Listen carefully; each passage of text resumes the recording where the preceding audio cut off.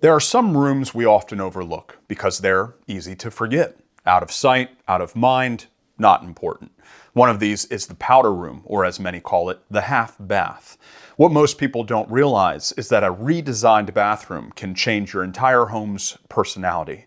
Today I'm going to show you how we did that, the thought process behind it, and how you can apply the same thinking in your bathroom. Remember, if you would like our help in designing your room, you can have that help by clicking the link in the description below. This is the bathroom that our client Craig originally sent us. Does it look familiar to you? Probably. The style has been reproduced in tens of thousands, if not hundreds of thousands, of bathrooms across North America. Why? Because it's safe. Is it clean? Yes. Is it functional? Yes. Is it forgettable? Yes.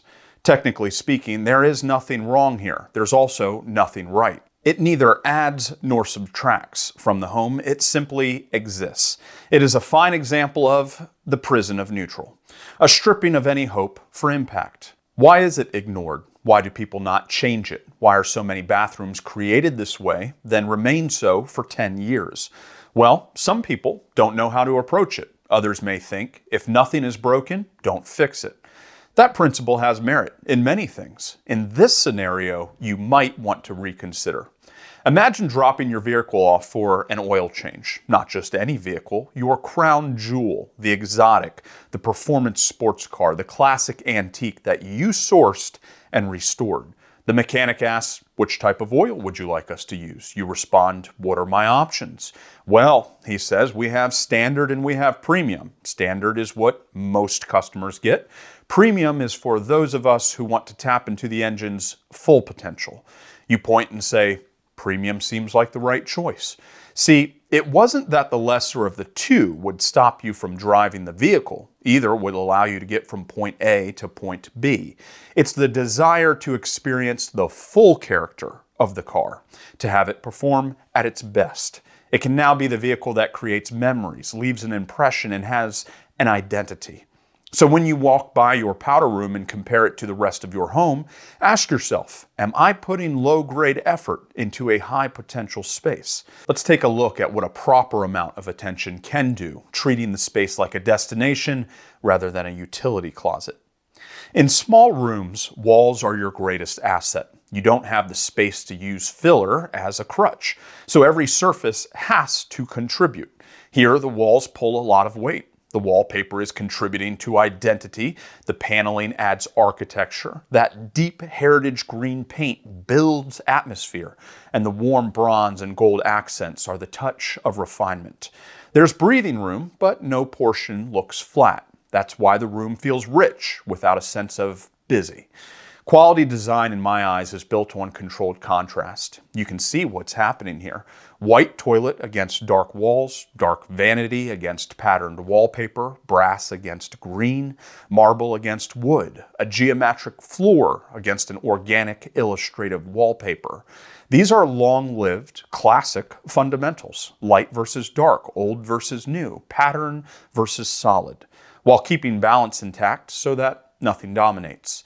It is the active pursuit of discipline that leads to these timeless spaces. You'll notice nothing here is random. There's a clear visual hierarchy occurring. The wallpaper and paneling are where everything begins, where your understanding of the room's impression is formed. Then the mirror and lighting pull focus. That leads you to the horse sculpture, which is a special juncture in itself. After that, your eyes, for the first time, actively recognize the teak wood vanity grounding the room. Then finally, the flooring completes the journey. What I just described is likely the pathway your eyes and mind took when this bathroom first appeared on the screen. This visual pathway is a written story. There's a lead-in, there's a build-up, a peak point of interest, and then resolve. This is using architectural thinking in your approach, a higher thought process than surface-level styling. One of the most important decisions used here is geometry. Look at the floor, diamond pattern. Now look at the wallpaper, diamond lattice. Different eras, subjects, and colors, but same structure. That shared geometry gives your brain permission to accept both elements together. When you want to combine things that shouldn't work together, you can extend an olive branch between them by structure and pattern alignment. The horse bus was a great find. It feels like it has no truer place in the world, like it has always been there and wasn't added in later. The finish is aged, and that works well, because if it weren't somewhat muted, it would run the risk of calling too much attention to itself. It's large enough to be noticed, but not so large that the entire bathroom simply becomes a stage for the sculpture. Placed here, it has the appearance of collected art that has found the perfect home and eliminates any impression of a decorative prop. Here is something seldom covered besides bits and pieces I might mention in some of our videos. That is how colors travel through a room. Think of this as a river whose pathway gradually narrows, becoming a stream, then creek, eventually ending in a final pool where its travels end. Colors in a room can be organized to do the same. A large presence of white begins at the floor, it narrows to the toilet, becomes smaller at the countertop, trickles into the wallpaper, and then it exits. Black rises from the floor, travels into the bust sculpture atop the sink, softens into the wallpaper, fades completely. Shades of brown and honey fall from the chandelier to the wallpaper, to the frames, and settle into the vanity. Heritage green is extracted from the wallpaper, expands into the walls, and that builds a secure atmosphere. This is a flowing system of color that leads to cohesion. Most equestrian rooms revolve around Victorian influences, things like fox hunting and country estates, leisure born out of the 1700s. We went further back. This wallpaper references medieval imagery from the 1400s, symbolism that has lasted for centuries, in turn making the room feel even more stable.